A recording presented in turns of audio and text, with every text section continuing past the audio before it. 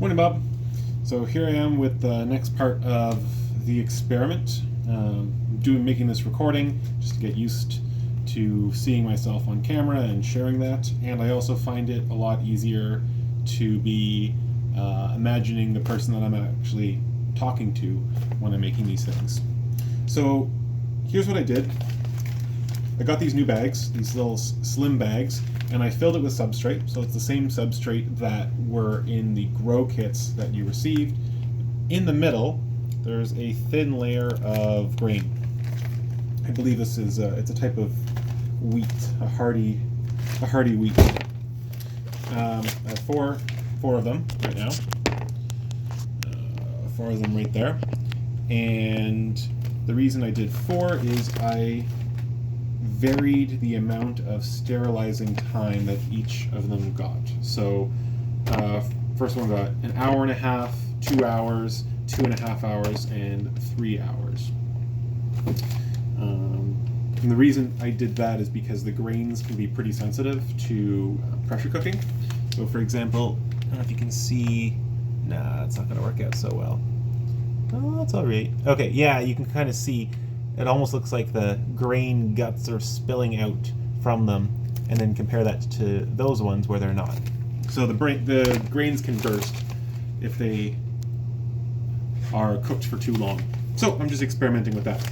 So the idea with this is it's a much smaller bag. It takes less time to incubate and myceliate fully, and it also allows the person that is using this to play with another stage of the mycology process.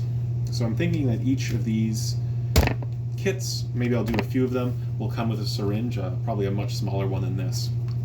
But this is a liquid culture. And I showed you the stir plates a little while ago, but I can suck up the, let's see if I can make this work. There you go. Okay, can you see? Yes, all that floaty stuff inside. Yeah, that's the mycelium, that's the good stuff.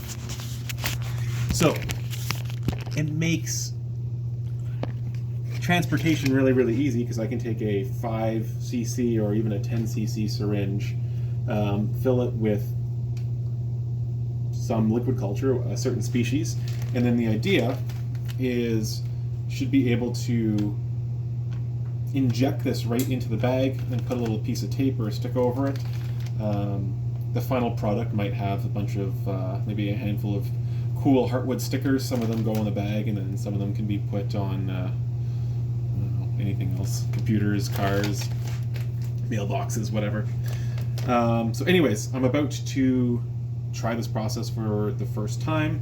I'm going to use some alcohol to wipe off the inoculation area. I'll clean the syringe here. The syringes and the needles that I'll be shipping out will be the first time use.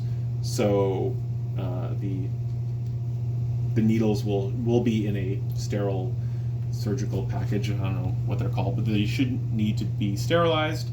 So I'm just going to go ahead and do that.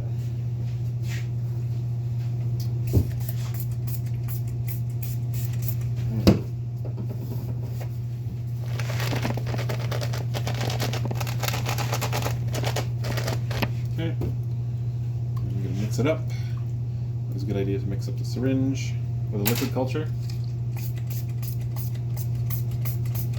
Cool. So I have, what do I have left? About 15 cc, so I'll do about 3 and a bit in each one. So I'm going to go right in, and then as I inoculate, or as I squeeze, I'll rotate it around to disperse it. Next one. Next one. And finally, oh, wasn't much in that one. Whoops.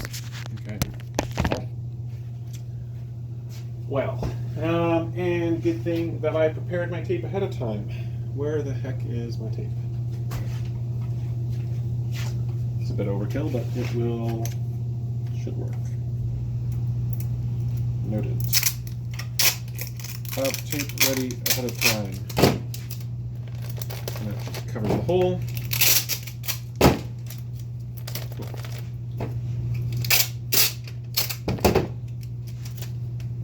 There we go.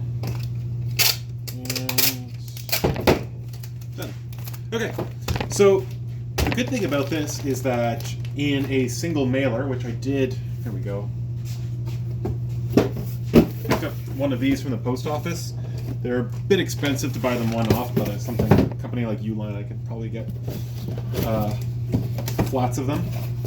But I filled these up so that they fit, in my opinion, quite nicely. As I say that, the box is coming apart. There we go. Nice. Cool. So they actually fit quite nicely in there. I can have a couple of some syringes in there, some stickers, maybe an instruction manual. I really do like this video format rather than the written instruction, and I think it'd be really easy to have a link that someone can go to, or I don't know, a QR code that you can scan with your phone and it brings you right to the video lecture series, or just the one-off video instructions, so it could be a follow-along kind of thing. But the cool thing about this is probably about the same weight as a grow kit that's shipped out. I don't actually know how heavy these are. I'll have to weigh them out. But the cool thing is, in one box, now I can do 3 different species, 3 different syringes, whether it's oyster or lion's mane or reishi or whatever. And the idea with this is you could grow it out right from the block if you wanted to.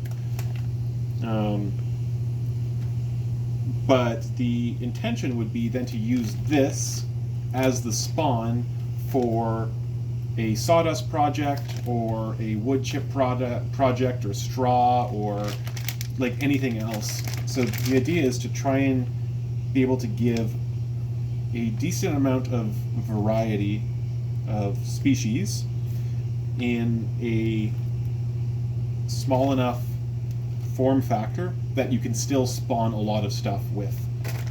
So, I didn't even explain what's next. So what's next is at the point of inoculation, after maybe about a week, you start seeing white fuzz, the mycelium growing from there. And so once you get this, the grain should incubate reasonably quickly. But once the grain has been, this whole section has been incubated, myceliated, you'll see probably a white band around. It'll probably start spreading.